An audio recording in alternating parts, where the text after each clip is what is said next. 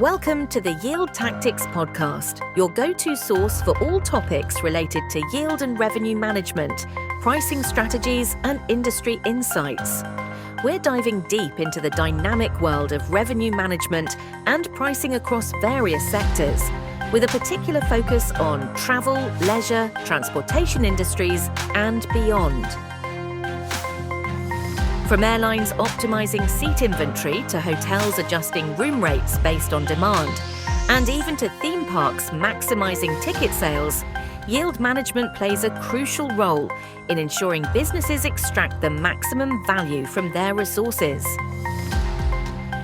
Joining us are Yield Tactics senior consultants and partners, industry experts, thought leaders, and pioneers in the field of revenue management, who will share their expertise, experiences, and innovative strategies to help you stay ahead in this ever-evolving landscape. This podcast is brought to you by Yield Tactics and Airline Tactics, the foremost consulting firm specializing in revenue management and pricing, serving clients worldwide.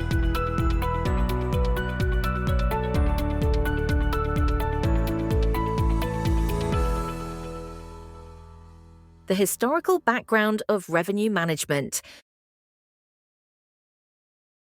Welcome to today's episode.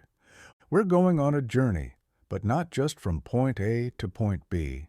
Today, we're traveling through time. Long before spreadsheets, long before pricing engines or predictive algorithms, even before the term revenue management existed, its core principles were already in motion. Because the idea of selling to the right customer at the right time for the right price, that's not new, not even close. You'll find it in ancient Greece, in Roman trade networks, in Ottoman inns and medieval marketplaces, on the Silk Road, in the railway stations of industrial Britain. And of course, these practices exploded in complexity with the arrival of airlines, computers, and today, artificial intelligence. But to understand how revenue management became what it is today, we need to rewind. Back to the beginning. Picture this. It's the 5th century BCE. An Athenian port official stands at the busy harbor of Piraeus, watching merchant ships arrive. It's festival season, traffic is heavy, dock space is limited, and wine amphorae are pouring in. What does he do? He raises the docking fees. Wealthier merchants pay more to unload faster. The rest wait. That's revenue management, ancient world edition. And that's not just a modern projection. Philosophers like Theophrastus, Aristotle's successor, documented how innkeepers in Athens raised their rates during religious festivals. Roman tax tablets show variable toll rates based on goods and seasons. The logic? Maximize finite resources in the face of fluctuating demand. It's deeply human and deeply economic. This episode is about that very journey. How humans, intuitively at first, then systematically, developed early versions of yield control, segmented pricing, and inventory rationing long before spreadsheets ever existed, and how those same instincts evolved into a full-blown discipline in the 20th century, shaping the strategies of airlines, hotels, rail operators, digital platforms, even hospitals and theme parks today. We'll also add a little modern twist.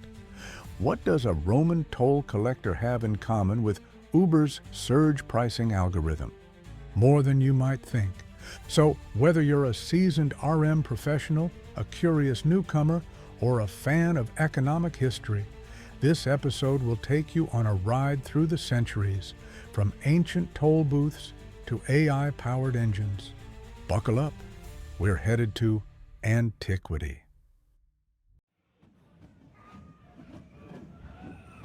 Let's begin where all pricing starts, with movement. In the ancient world, Moving people and goods wasn't just logistics.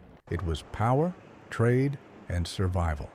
And those who controlled transportation routes, they quickly learned how to extract value from scarcity. Start with the port cities. Take ancient Athens, for example. Piraeus, the city's bustling harbor, was more than a docking station. It was a pricing playground. During peak seasons like festivals, military campaigns, or harvest shipments, demand for dock space surged. What did officials do?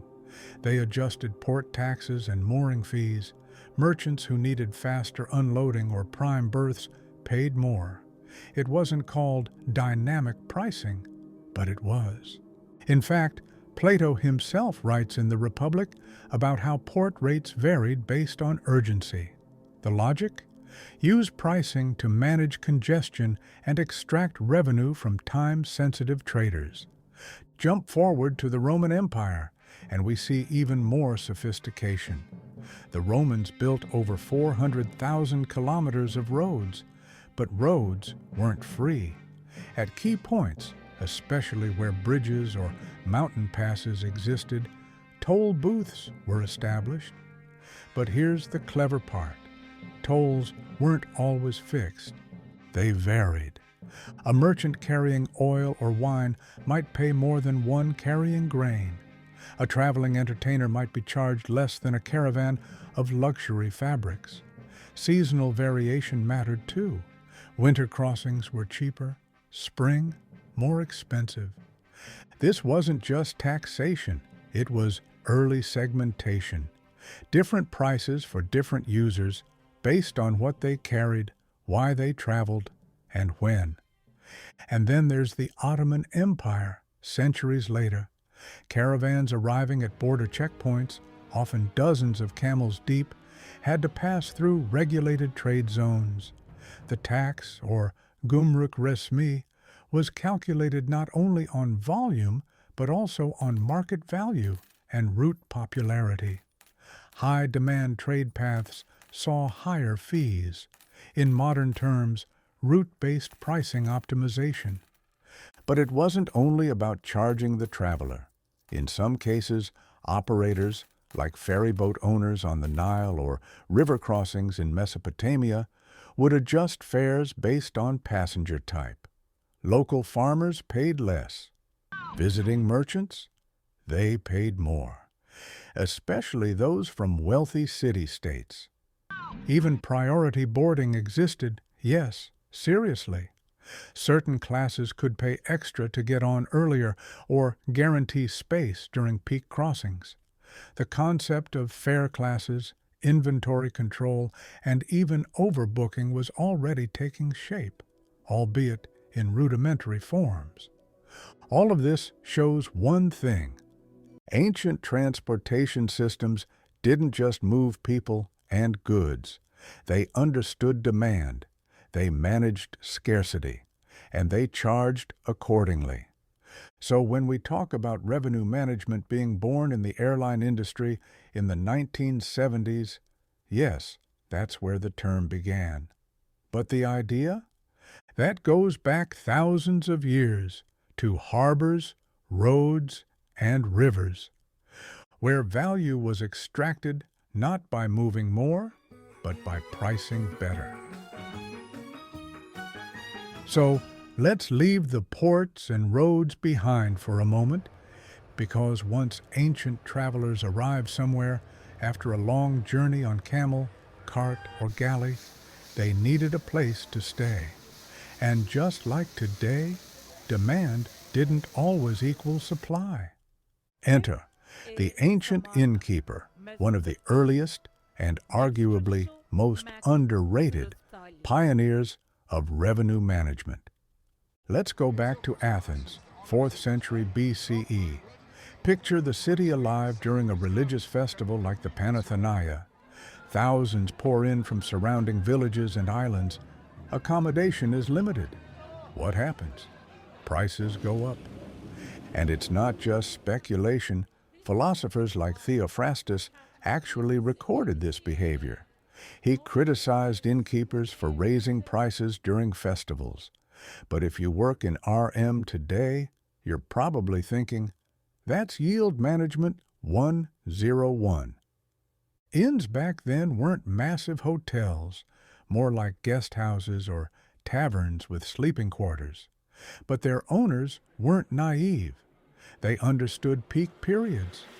They priced based on event calendars, expected arrivals, and occupancy risk. Some even offered early access or bundled food with lodging, primitive upselling, if you will. Fast forward to the Roman Empire, and things get more interesting. Along the famous Roman road network, you had official rest stops called mansiones for government officials. But for everyone else, it was private hospitality all the way. Inns, boarding houses, and roadside taverns. And guess what? They didn't charge everyone the same. Travelers from far-off provinces often paid more than locals. Traders on state business negotiated fixed rates, while soldiers often stayed for free. That's differentiated pricing based on segment and purpose of travel. We even find evidence of price boards etched in stone or written on wooden panels, listing different prices for different room types, shared spaces versus private rooms, beds with fresh straw versus none. Think ancient room category pricing. In the Silk Road oasis cities like Samarkand and Kashgar, caravanserais were strategically placed to host traveling merchants. Some offered tiered options, ground floor rooms for animals and goods, upper floors for wealthy merchants, communal halls for lower-tier travelers. And yes, prices varied.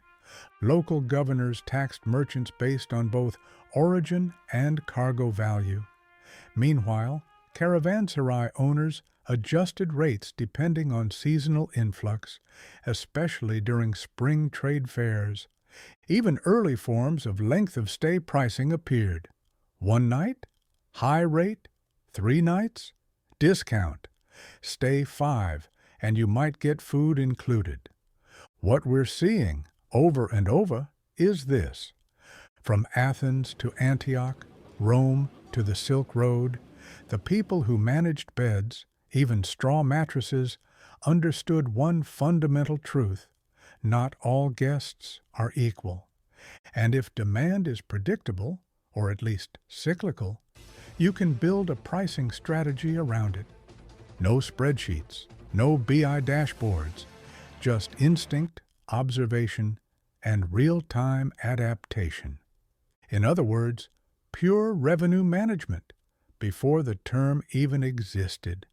So the next time someone tells you RM was invented by the airlines, smile politely and tell them about the Athenian innkeeper who doubled his rate during the olive harvest. Now let's shift from beds and boats to bread and circuses. Because if you want to see early pricing genius in action, forget the merchants. Look at the showmen. Entertainment in Antiquity wasn't just a pastime, it was power, it was influence, and it was often monetized. Start with the Greek theaters. In Athens, the open-air amphitheaters seated thousands. For major festivals like the Dionysia, tickets were distributed through a system called theorikon, partially subsidized by the state to ensure access for the poor. But not all seats were equal. The best ones, close to the stage, shaded, or offering easier access, were reserved for VIPs and could be auctioned or priced higher. That's right. The Greeks had a concept of seat-based pricing. And it wasn't just about physical space, it was about status, visibility, and social hierarchy. Now move to Rome, where the scale gets imperial.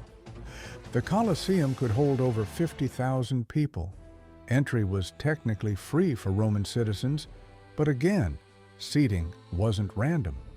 Senators sat in the front rows, equestrians behind them, plebeians higher up, and women and slaves in the back.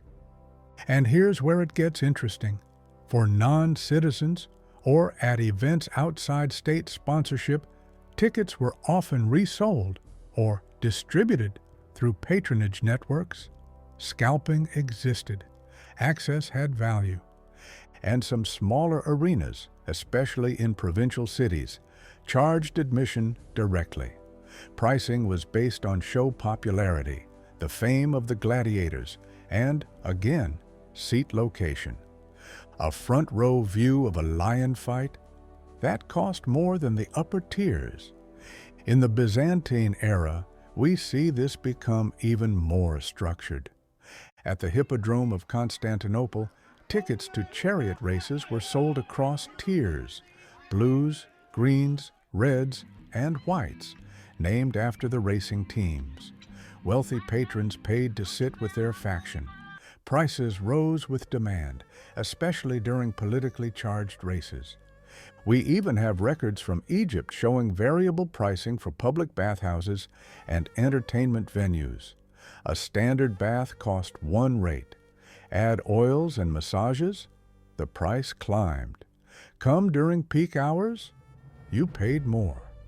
Yes, the ancient world had its own version of the Saturday evening surcharge. Let's not forget festivals and religious ceremonies either. In places like Delphi or Ephesus, large pilgrimage crowds created temporary economies. Local vendors rented seats or elevated platforms to give visitors better views of processions, at a markup, of course. This wasn't just opportunism, it was recognition of demand, elasticity, willingness to pay, and inventory control, before those words ever made it into a pricing manual. So what do we learn from this? That from Athenian theaters to Roman blood sports, early event organizers understood the golden rule. Everyone wants the best seat in the house, but not everyone should pay the same for it. They didn't call it segmentation, but they lived it. And just like modern concert promoters or sports franchises, they asked themselves the same timeless question: how much is this experience worth to you? Now that we've explored how ancient societies managed base pricing, whether for travel, lodging, or entertainment, let's talk about what they knew instinctively long before modern marketing gave it a name: the upsell. Because in every age, once you've sold the basic access, the next question is, what else can I sell you now that you're here? Let's go back to the Greek theater. You've secured your seat for the festival. Great. But maybe you're not just any citizen. You're wealthy or influential or simply want to impress. Enter the prohedria, the front row marble seats reserved for dignitaries and benefactors. Sometimes granted, sometimes paid for. But here's the kicker. Vendors around the theaters sold cushions, snacks, even perfumed oils to make the hours-long plays more bearable. Premium comfort for premium attendees. In Roman times, the practice became more structured and sometimes aggressive. Public games were state-funded, but merchants didn't miss their chance. Outside the Colosseum and Circus Maximus, hawkers offered what we'd call premium bundles: parasols for sun protection, food baskets for long shows, and even fast-track access for those escorted by private guards or staff. Yes, the ancient equivalent of a VIP package. Some bathhouses took this to the next level. The basic entrance fee gave you access to warm water and a towel. But want scented oils? Extra. A massage from a trained slave? Extra. Time in the steam room or a plunge in the cold pool? Extra. Sound familiar? That's your modern spa day with a la carte pricing. In Alexandria, certain libraries or lecture halls charged additional fees for reserved scroll access or private reading rooms, the quiet car of intellectual life. Even in religious sites, there was an economy of upgrades. At sacred temples, pilgrims could donate extra for closer proximity to relics, for priority access to oracles, or to sponsor sacrifices, securing better standing with the gods and the crowd. Pilgrimage, after all, wasn't just devotion. It was experience design. You see the same logic in ancient markets and bazaars. A vendor might quote one price for a standard amphora of wine, but offer a finer vintage, a decorative vessel, or even a story about the vineyard for a higher-paying customer. It's the ancient version of, "Would you like to try our reserve label instead?" And perhaps the most powerful upsell of all, status.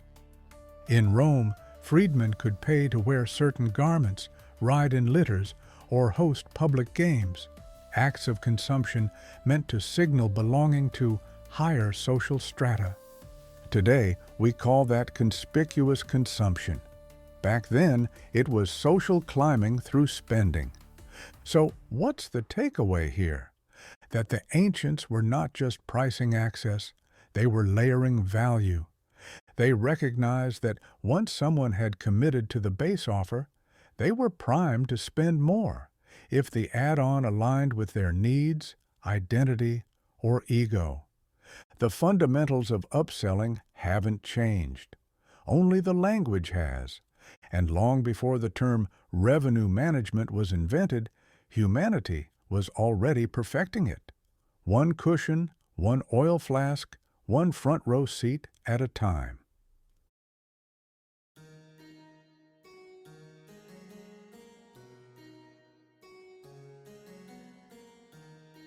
As we leave the classical world and move into the Middle Ages, roughly from the 5th to the 15th century, we enter a period often mischaracterized as economically stagnant.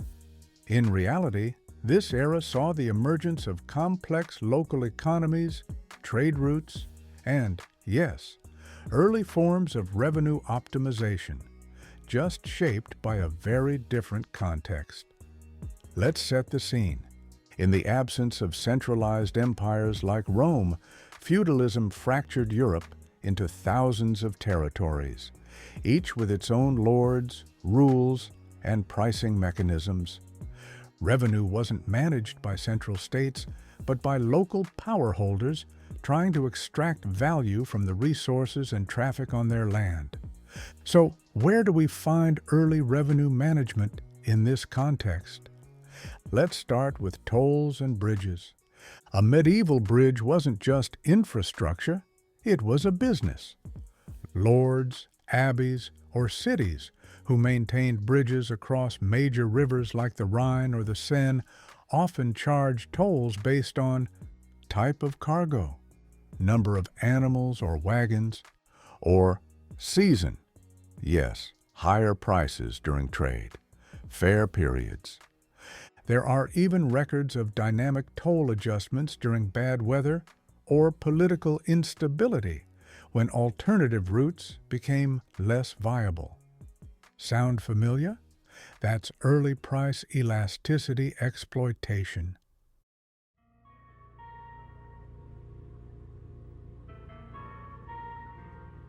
With pilgrimages, royal processions, and merchant caravans, demand for lodging was highly event-driven.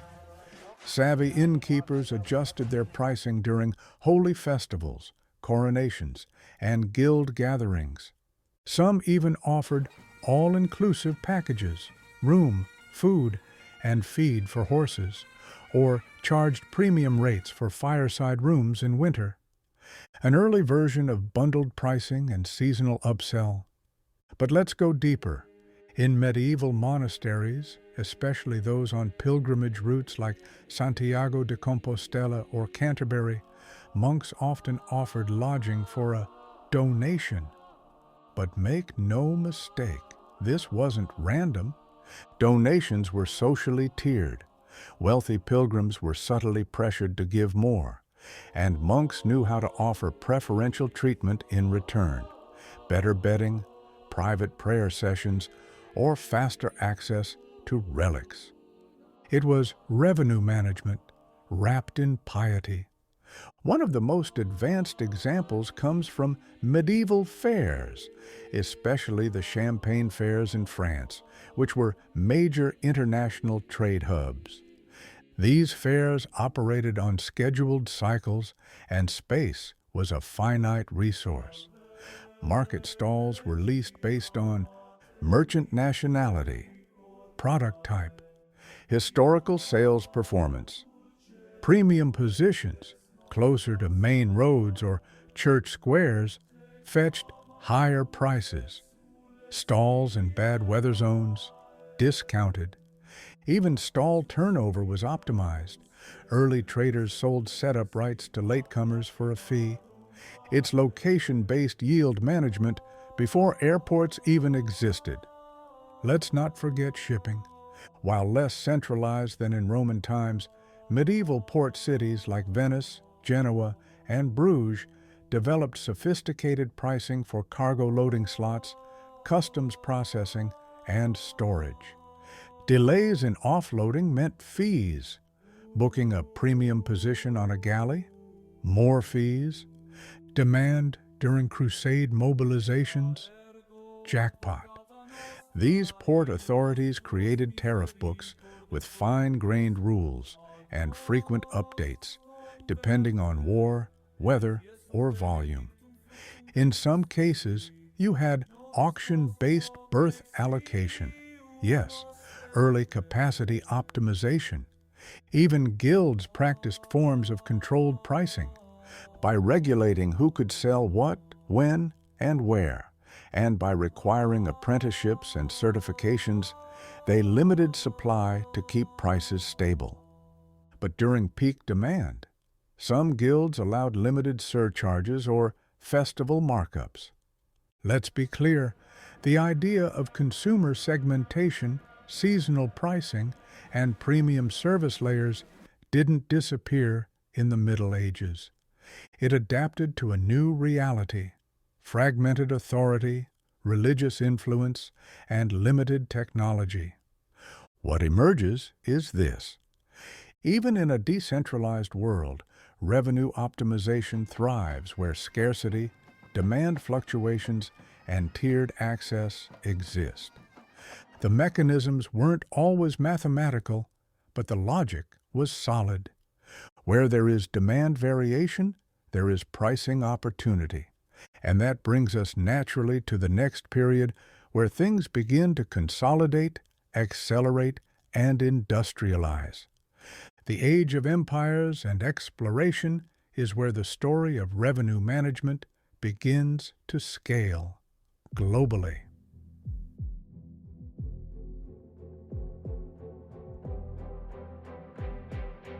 The age of empires and exploration from the 15th to the 18th century changed everything. Forget fragmented tolls and local fairs. We're entering the era of global trade, colonial monopolies, and the birth of corporate revenue models. And for the first time in history, pricing strategy became a geopolitical tool. Let's begin at sea. As European powers set sail, Portugal, Spain, the Dutch Republic, England, they weren't just exploring. They were building trade routes, extracting resources, and creating supply chains on a global scale. And with that scale came a simple question: how much can we charge? Not in theory, but at every point of the journey. Take the Dutch East India Company, VOC, founded in 1602. Often called the world's first true multinational corporation, it had its own fleet of ships, its own armies, and, crucially, a monopoly on nutmeg, cloves, pepper, cinnamon, high-demand goods in Europe. What did they do? They invented something revolutionary: strategic stockpiling. Instead of dumping all their spices on the European market, they released them gradually, controlling supply to maintain high prices. Sound familiar? That's early inventory-based yield management. And it gets better. The VOC kept detailed logs of how price varied by season, by port, by type of ship, and by perceived quality. They would delay cargo arrivals or reroute ships to create artificial scarcity in key cities like Amsterdam or London. That's demand shaping, 17th century style. But let's talk insurance and risk. This period saw the explosion of marine insurance, especially through Lloyd's of London. Risk-adjusted pricing became standard. Sailing in winter? Higher premium. Pirate-infested waters? Double premium. Untested captain? Good luck. Shippers began factoring risk pricing directly into cargo rates and delivery schedules. That's capacity risk arbitrage, baked into contracts 400 years ago. Even colonial administrations got in on the game. The British East India Company, for instance, auctioned off trading licenses and customs exemptions to private merchants. Want to export opium to China or import Indian textiles to England? You paid for the privilege, and the price varied depending on commodity scarcity, demand cycles in Europe, political tensions with rival empires.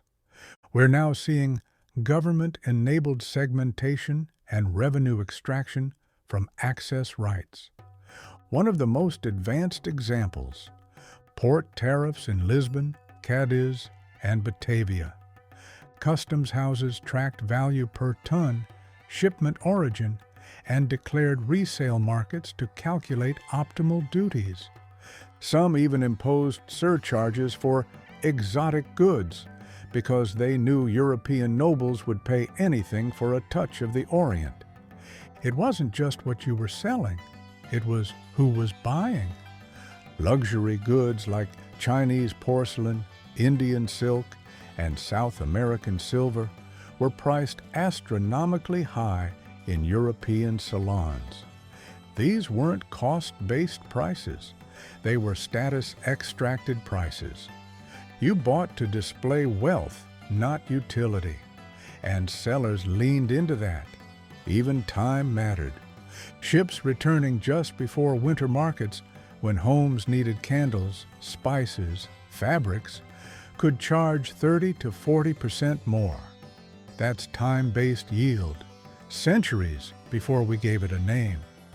Let's not forget passenger traffic, pilgrimages to the New World, convict transport, colonial administrators. Ships didn't just carry cargo, they carried people. And yes, tiered pricing applied. Basic deck passage, wet, rough, crowded. Officers' cabin upgrade, dry, private, pricier. And sometimes the ticket included insurance against disease or mutiny, another early form of bundling. What we're seeing in this era is the globalization of price discrimination. Geography, class, commodity, timing, all factored into how much you paid and how much they earned. This was no longer just about making money. It was about projecting power through pricing, controlling access, controlling value, and squeezing maximum extraction from every transaction across oceans, cultures, and empires. Revenue management had now become a core function of empire building, and that sets the stage perfectly for what comes next. A world where machines, railroads, hotels, and mass production demand a new kind of precision. The industrial era, where modern pricing science begins.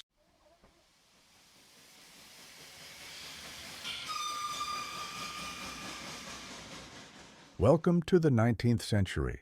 The smokestacks are rising, steam engines are roaring, and for the first time in history, pricing starts to scale with machines, not men. This is the age of factories, railroads, telegraphs, and mass everything. Mass production, mass markets, mass distribution. But here's the key shift. Instead of negotiating price one deal at a time, companies now have to figure out how to price thousands, sometimes millions, of units, fast, predictably, and profitably. Let's start with railroads, because they were the first real pricing labs of the industrial age. Rail companies had a big problem. Fixed costs were enormous. Tracks, engines, depots, all that capital needed to be paid for whether a train ran full or half empty. So naturally, they pioneered what we now call marginal cost pricing. If a train was already scheduled to run from Chicago to St. Louis, adding one extra passenger barely cost anything. So instead of sticking to fixed fares, they began testing differential pricing. First class with meals, reading lamps, and reclining seats. Second class, benches, shared compartments. Third class, bring your own everything. They even varied prices by time of day of week, and by season. Sound familiar? Yes. Railroads invented early forms of dynamic pricing and fare segmentation, 150 years before airlines perfected it. And guess what else they did? They offered corporate discounts to major shippers, grain merchants, oil barons, coal magnates. The bigger your volume, the better your rate. That's contractual yield management in its rawest form.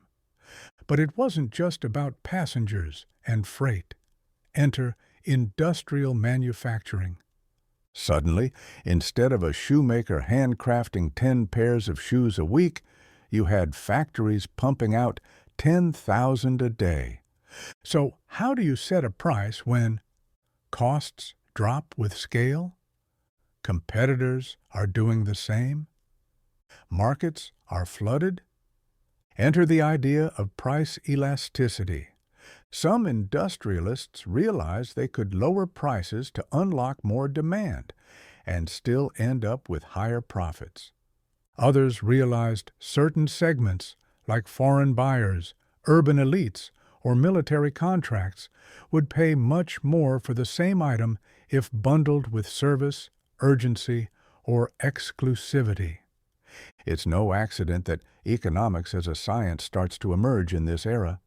Concepts like marginal utility, supply and demand curves, price equilibrium weren't just academic. They were responses to real-world pricing problems. Let's talk telegraph and catalogs. Before, pricing was local. You knew what bread cost in your village, not 500 miles away. But with mass communication, suddenly, businesses like Sears, Roebuck and Company published nationwide catalogs with standardized prices. They created national price lists, a huge innovation, but with a twist. Premium customers could access bundled discounts. Remote buyers paid higher delivery fees. Urban buyers saw seasonal sales. In short, postal commerce started to segment its pricing even across a flat pricing catalog. That's price anchoring, upselling, and access-based pricing all built into a printed book. Now let's shift to hotels and early hospitality. In the late 1800s, with train travel booming, cities like New York, Paris, Vienna exploded with business travel and leisure elites. Hoteliers realized that pricing a room wasn't just about the bed. It was about location, season, view, amenities, and perception. Luxury hotels began charging wildly different rates for near-identical rooms just because one had a window on Central Park. You're now seeing early value-based pricing, where price is set not by cost, but by willingness to pay. And the first hotel loyalty programs, they weren't digital, but they existed. Free nights for repeat visits, personalized letters, upgrades for gentlemen of industry.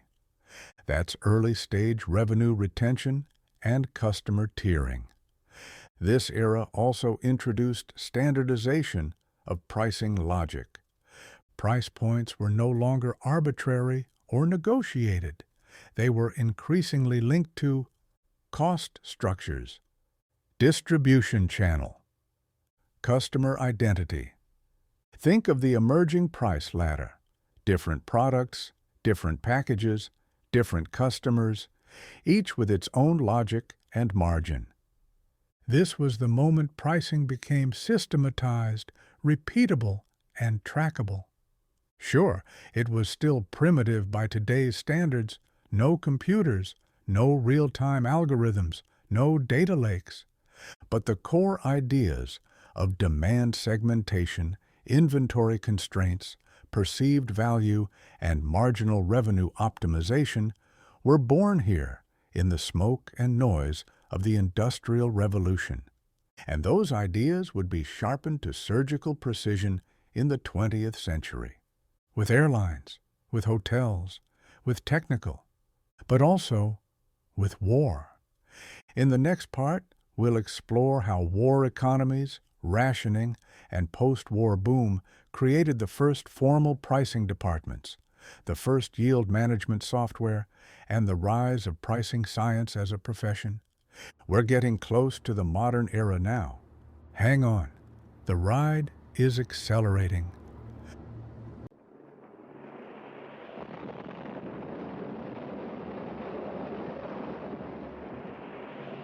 The 20th century didn't start gently. It came in with war, depression, recovery, and revolution. And that chaos changed everything, including pricing. Let's begin with World War I and II. These weren't just battles fought with weapons. They were logistical megaprojects, forcing governments and industries to control supply, demand, and price on an unimaginable scale. During wartime, the usual rules of pricing collapsed. Markets were suspended. Rationing replaced pricing for essentials. Governments fixed prices for steel, rubber, food, and fuel. Why? Because price couldn't be trusted to balance the market when the market itself was on fire. This was the rise of administered pricing, a system where prices were set top-down, based on cost, scarcity, or political need. But here's the paradox. While wartime choked pricing innovation, the post-war boom ignited it. Let's jump to the 1950s and 60s. Mass air travel was just beginning. Commercial airlines like American Airlines, Pan Am, and TWA were struggling with the same question the railroads had faced a century earlier. How do you fill seats on a plane that's going to fly anyway? Enter Robert Crandall and the origin story of yield management. Crandall, a brilliant strategist at American Airlines, understood that airlines had a fixed supply, seats, a perishable product. They disappear after takeoff. A highly variable demand depending on season, day, time, and traveler type. He also saw that business travelers cared more about flexibility and schedule, while leisure travelers cared more about price. So why price them the same? That insight led to the development of Super Saver fares in the 1970s, discounted tickets with restrictions. Book in advance. No refunds. Saturday night stay required. This was the first large-scale use of fencing, creating product rules to separate customer segments and charge them different prices for the same seat. But Crandall didn't stop there. He built a system called DINAMO, Dynamic Inventory and Marginal Allocation Optimizer, essentially a primitive pricing algorithm. It forecasted demand, evaluated remaining inventory, and adjusted prices in real time to maximize revenue. That, right there, was the birth of yield management. Airlines began controlling not just the price, but how many seats were available at each price. A $99 fare might be available early, but once those seats were gone, the next price point kicked in. $149, then $199, then $299. Same seat, same plane, totally different prices. This idea spread like wildfire. Hotels adopted it. Rental cars adopted it. Even theaters, trains, and cruise lines got in on the action. The key shift? Pricing was no longer just a marketing tool. It became a strategic function tied to data, inventory, and profitability. And it didn't stop with segmentation. Soon, companies began layering on booking curves, demand forecasts, and historical models to refine their strategies. They moved from set it and forget it pricing to continuous, responsive, and optimized decision-making. The rise of computing power in the 1980s only accelerated this. What used to be done on spreadsheets and gut feeling became software-driven. Pricing teams emerged. Revenue management departments were born. Algorithms got more sophisticated. And suddenly, we weren't just pricing flights. We were managing yield, inventory, and profitability simultaneously, sometimes by the hour, sometimes by the second. This was also the decade where we saw explicit trade-offs between volume and margin. Airlines didn't just ask, how many passengers can we carry? They asked, what is the optimal mix of fares that gets us the most revenue, not the most people? That mindset changed everything. And with deregulation in aviation and telecoms, pricing freedom exploded. Companies now had to earn their margins, not just rely on protected markets. And the smartest ones, they weaponized yield management to crush the competition.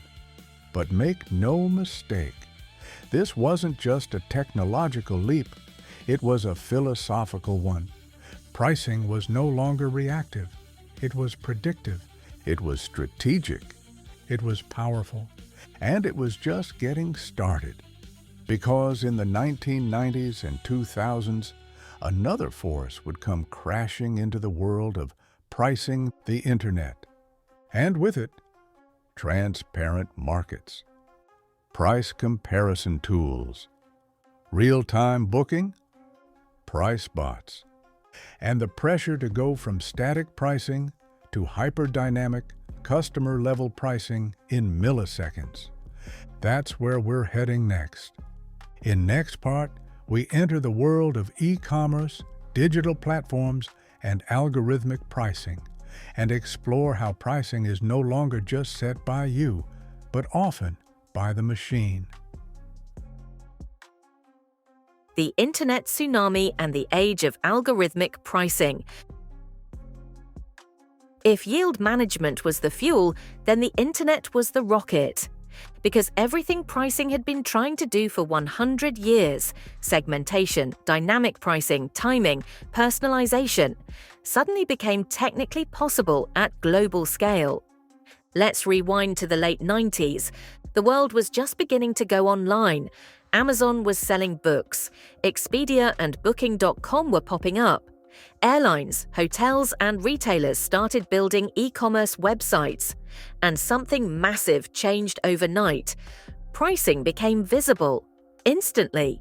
Before the web, price was something a customer discovered at the counter, in a catalogue, or over the phone. After the web, price became the first thing you saw. And worse or better, depending on who you were, it could now be compared, tracked, and undercut. Instantly, globally, and automatically.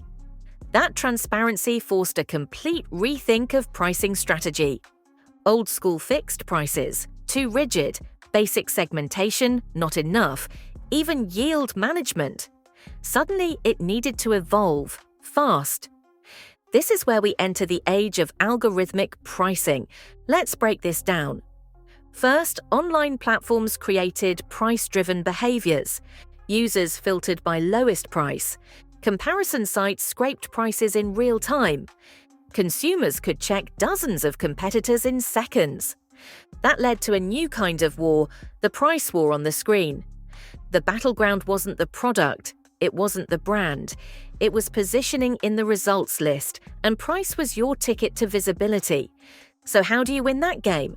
You start using algorithms to manage price like a living, breathing thing. Here's what that looked like. Monitor your competitors' prices every 15 minutes.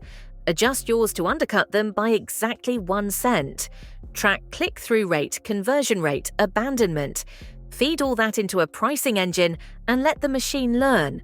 Repeat, repeat, repeat. That's the DNA of algorithmic pricing, not just dynamic, responsive, adaptive, self-optimizing, and not just for retailers. Airlines were already used to this mindset, but now tech platforms took it even further. Uber introduced surge pricing based on real-time demand and supply. Amazon updated prices millions of times per day, driven by AI. Airbnb offered hosts smart pricing tools that recommended optimal nightly rates. Even Netflix and Spotify ran A/B tests on price elasticity to shape subscription tiers. This era wasn't just about pricing smarter, it was about pricing faster and more precisely than any human could manage alone. Welcome to machine-led pricing. But hold on, it didn't stop at pricing the product. Suddenly, who the customer is became just as important as what they were buying. Think about it. If I know that you are a price-sensitive customer who only buys during flash sales, should I show you the same price as a high-intent, loyal shopper? Of course not. So now companies started using cookies, behavior tracking, and customer segmentation models to tailor prices individually, or at least by microcluster. Yes, this is the beginning of personalized pricing, also known as charging different prices to different people based on what they're likely to accept. Sounds powerful, right? It is, but it also opened a Pandora's box because pricing became invisible, algorithm sets it, untestable, prices change constantly, unfair looking, same product, different prices, and often uncontrollable. The algorithm learns to prioritize revenue over ethics. Regulators started asking tough questions, consumer groups protested, and in some cases, companies had to dial back personalized pricing to avoid backlash. But the genie was out of the bottle. Algorithmic pricing was here to stay, and it was rewriting the rules of commerce. What matters now is this: pricing isn't a team anymore, it's a system, connected to demand, supply, competition, behavior, and profitability, all in real time. And if you want to compete in this world, you don't just need a good pricing strategy. You need a pricing engine, connected, tested, optimized, and evolving. Which brings us to now, because in the next part, we're entering the present day. AI-led pricing, value-based pricing, subscription pricing, psychological pricing at scale. and the invisible war between human perception and machine optimization. It's not just about numbers anymore, it's about trust, ethics, loyalty, and control.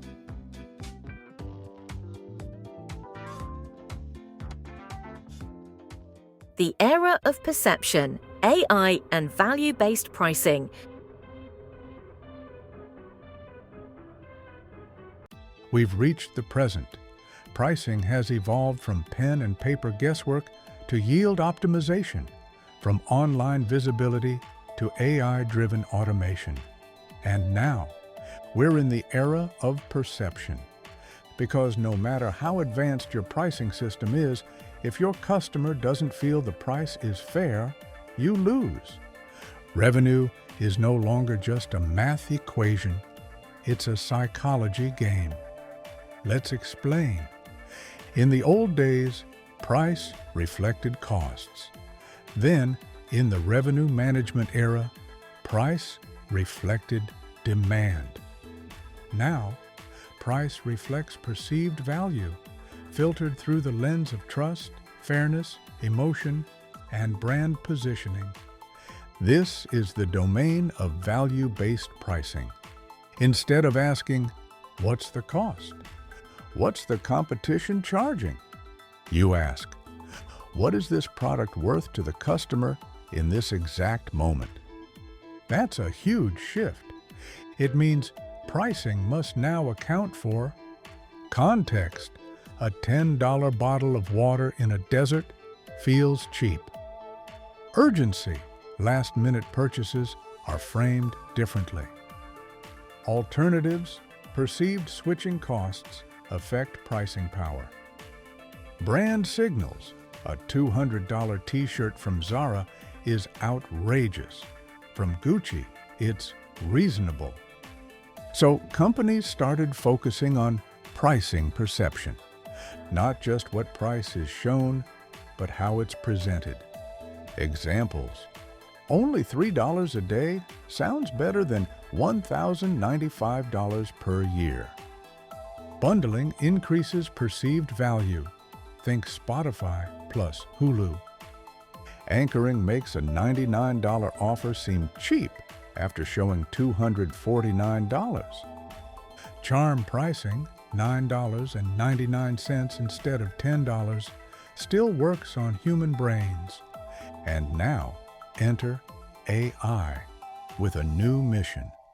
Not just to price optimally, but to price persuasively. AI doesn't just look at purchase history. It looks at click patterns, time spent on a page, scroll behavior, cart abandonment, device used, location, weather, time of day.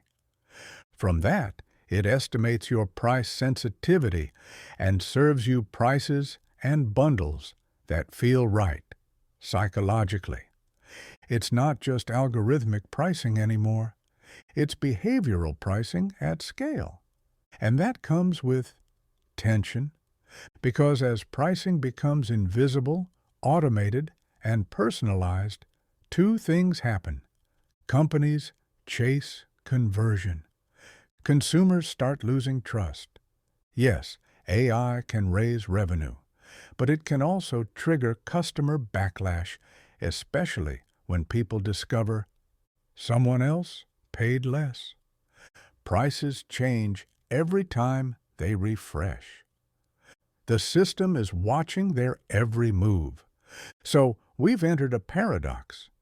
AI gives you power, but perception gives you permission. If the customer feels manipulated, even perfect pricing becomes toxic. That's why transparency is making a comeback. Some companies now show historical price charts, like Google Flights. Confidence scores. We think this is a good deal. Price freeze options. Dynamic pricing explained in plain language. And that's the future of modern pricing, a balancing act between precision and perception. Meanwhile, pricing itself is bleeding into subscription models. Recurring pricing equals loyalty plus predictability. Freemium and pay-as-you-go. Time-based usage, common in SaaS and EV charging.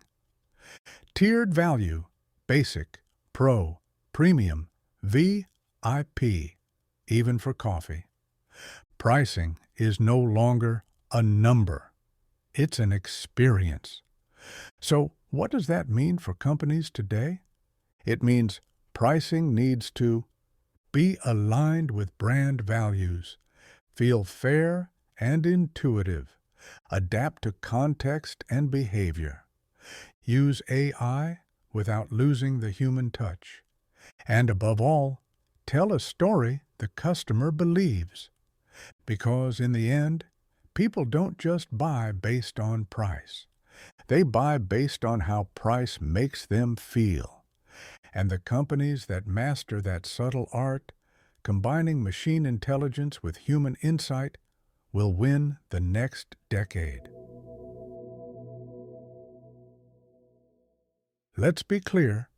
Revenue management as we've known it, focused on optimizing price and availability for a single core product, a seat, a room, a ride, is no longer enough.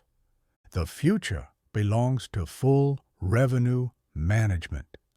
Not just managing price, not just managing capacity, but managing the entire commercial value architecture across products, segments, channels, timeframes, and experiences.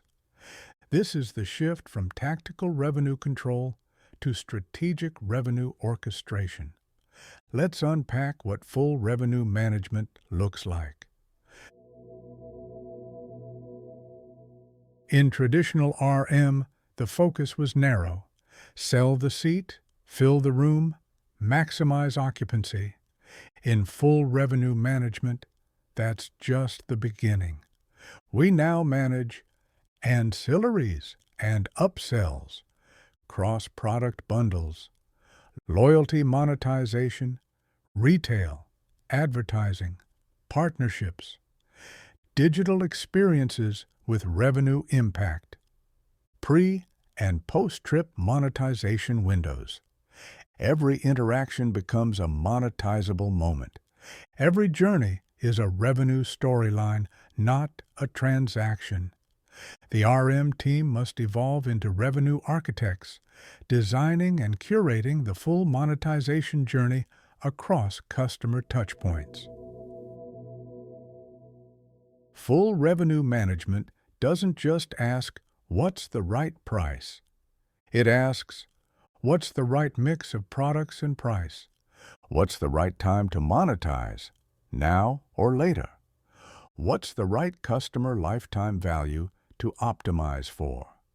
And, crucially, which channels, segments, and behaviors contribute most, not just to revenue, but to strategic value?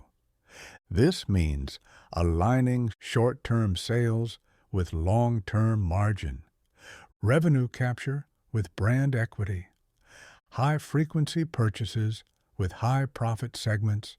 It's not revenue maximization. It's revenue optimization across the full value system. Full revenue management dissolves the boundaries between pricing, product development, and promotion strategy. Why? Because the most profitable opportunities now live between teams.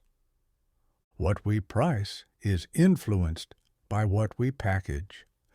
What we package is driven by what we promote. What we promote shapes what demand we even create. So full RM becomes the cross-functional brain of the commercial organization, informing product design, guiding go-to-market plans, orchestrating timing, sequencing, and messaging. It's no longer just about reacting to demand. It's about engineering it.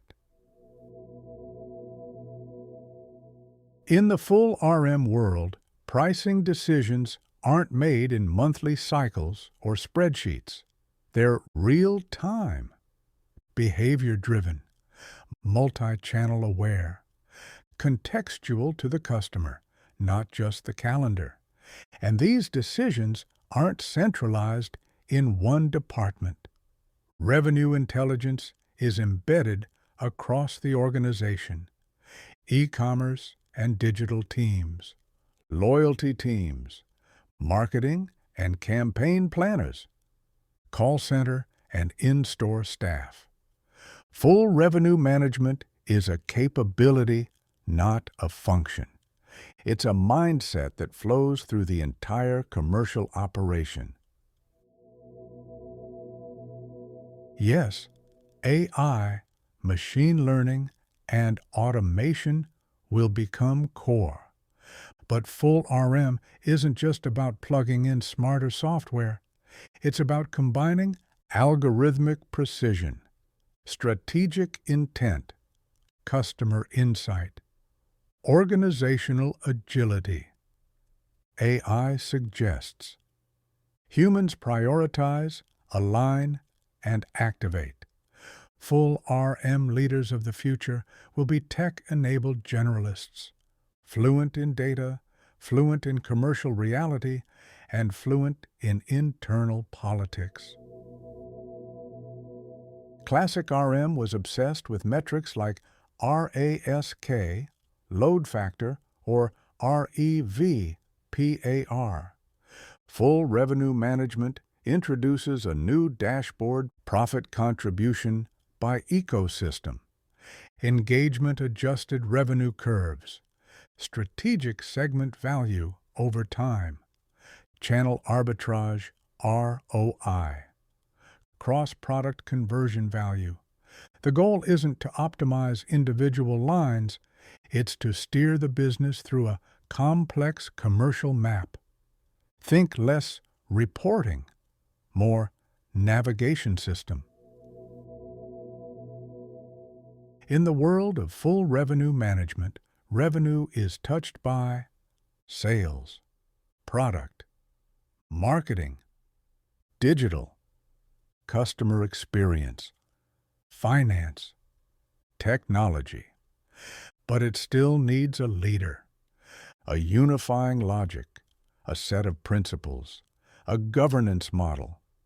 That's the role of the full revenue management office, a cross-functional core team, linking demand, product, pricing, and execution, sitting close to the C-suite, driving alignment and momentum.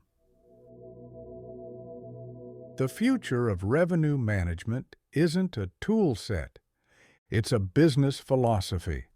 Full revenue management sees revenue as a system, not a silo, uses data to act, not just to report, blends art and science, speed and strategy, turns pricing from reactive defense to proactive growth. The companies that master full RM won't just earn more. They'll understand more, align faster, decide better. Because in a world of complexity and competition, revenue isn't just what you make, it's how you think.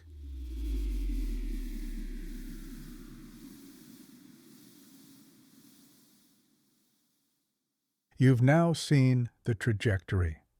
Revenue management has evolved from a tactical pricing discipline to a strategic growth engine, and the future is already here, demanding a full revenue management mindset. But the reality is, very few companies are truly ready.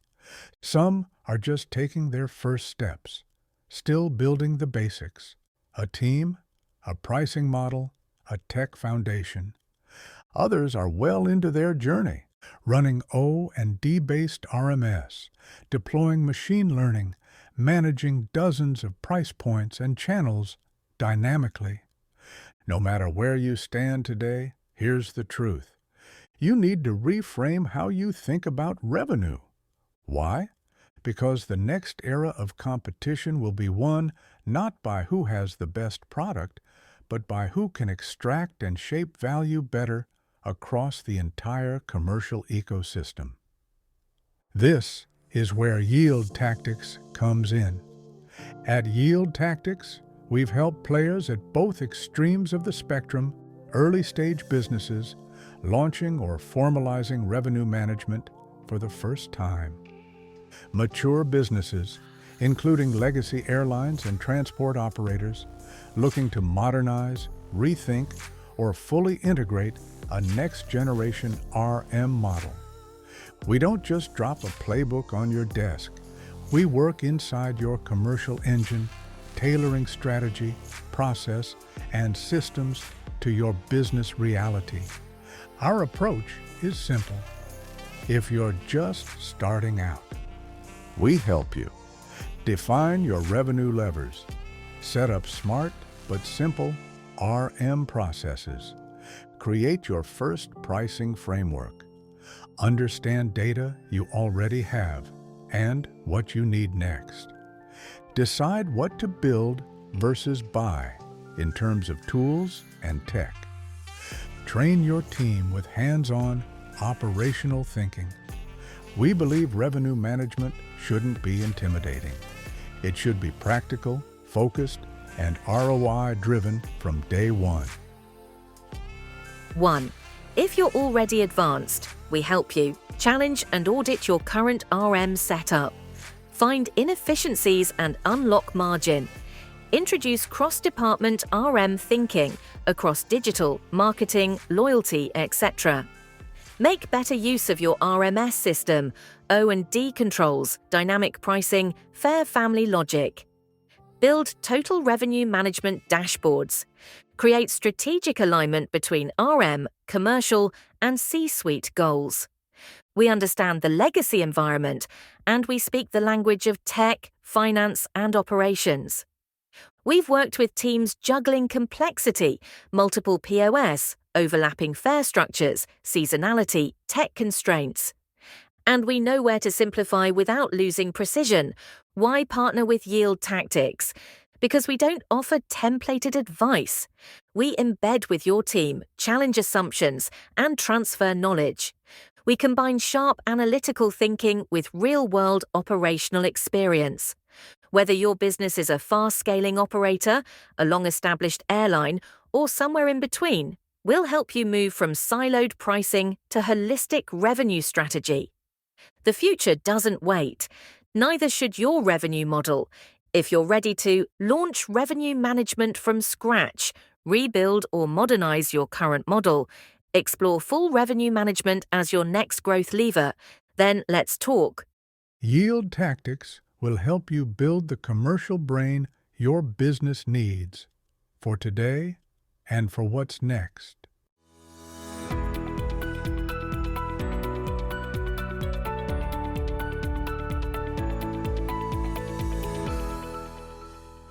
Please note, the historical background shared in this episode has been voluntarily simplified to suit the podcast format. It's intended to provide context, not to serve as a comprehensive or definitive historical reference.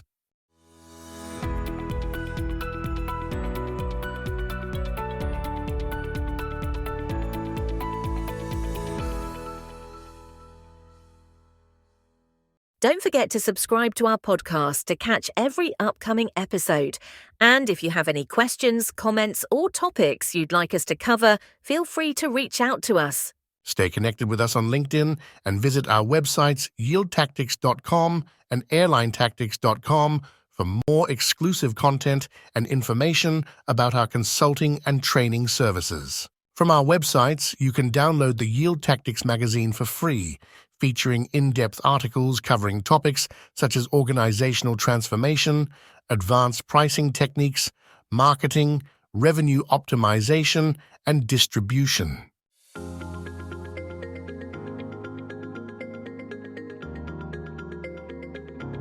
The ideas and opinions expressed by our guests on this podcast are their own and do not necessarily reflect the views or endorsements of Yield Tactics.